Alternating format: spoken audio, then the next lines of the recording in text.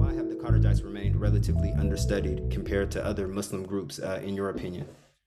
It's a very good question. I'm not very clear on that myself, because I think they're absolutely fascinating. I think one problem has to do with source material. We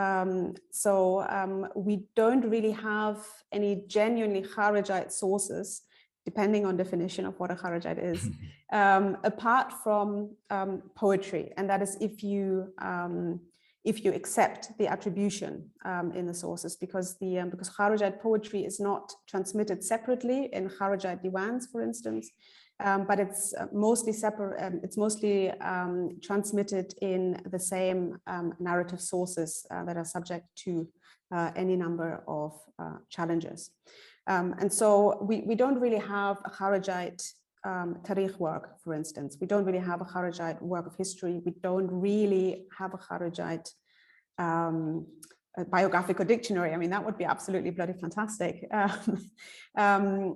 We have some coins that we can probably, reasonably, with reasonable certainty and assume are Kharijite coins, and we have poetry and some sermons and speeches that are attributed to them. But apart from that, source material is very thin on the ground, and because most of them, and quite certainly the militant factions among them, died out relatively quickly, died out before the 9th century, which is when the written tradition really, arrives on the scene in full force.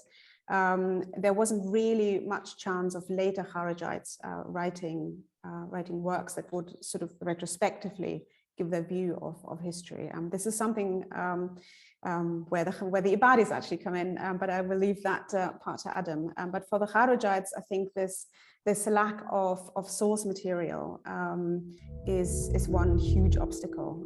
I think another one.